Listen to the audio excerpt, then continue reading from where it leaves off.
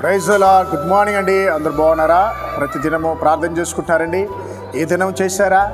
వాక్యాన్ని చదివారా? ఒకవేళ చేయకపోతే దయచేసి ఈ వాగ్దానం విన్నైనా మీరు దేవునికి లోపడండి. రండి కలిసి దేవుని వాగ్దానం చూద్దాం. 126 కీర్తన 5వ వచనం. కన్నీళ్ళతో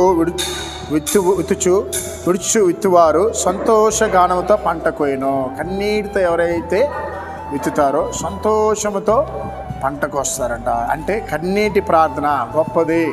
నువ్వు ఏ బాధల్లో ఉన్నా, ఏ కష్టాల్లో ఉన్నా, ఏ దిగుల్లో ఉన్నా, ఏ సమస్యలో ఉన్నా, ఏ పోరాటంలో ఉన్నా, నీకు ఆధారం లేదని నువ్వు బ్రతుకుతున్నా, ఇదిగో నేను ప్రకటిస్తున్న యేసు దగ్గర నువ్వు కన్నీటితో ప్రార్థన చేస్తే తప్పక సంతోషంగా దేవుని దగ్గర జవాబు పొందుకుంటావు. కనుక నేను ట్రైన్లో ట్రైన్లో ఒకసారి సమస్య ఉన్నప్పుడు కన్నీటితో ప్రార్థన చేసిన దేవుడు అద్భుతం చేశాడు.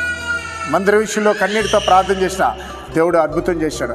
అంటే జవాబు పొందుకున్నప్పుడు సంతోషంగా ఉంటుంది. కాబట్టి ఉదయకాలన ప్రియ తల్లి, ప్రియ తండ్రి, నీ బిడ్డల విషయమై బాధపడుతున్నావు కదా, నువ్వు కన్నీటితో ప్రార్థన చేసి చూడు, నీ బిడ్డలకు ఒక మంచి సంబంధం ఇస్తాడు.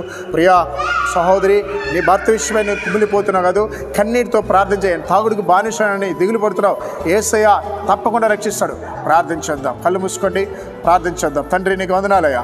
ఈ వాగ్దానం ఉన్న బిడ్డల మీద నీ అభిషేకం ఉంచండి.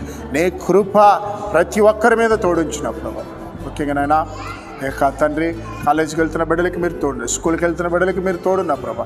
ఉదయకన్నా హాస్పిటల్ అనారోగ్యంతో ఉన్న బిడ్డలని, అయా క్యాన్సర్తో బాధపడుతున్న వాడిని, టీబీతో బాధపడుతున్న వాడిని, అయా ఆస్తమానైనా ఇంకా నా ప్రభా, అయా కిడ్నీ సమస్యలు, హార్ట్ సమస్యలతో బాధపడుతున్న వాడిని విడుదల దయచేయని ప్రార్థిస్తున్నాను.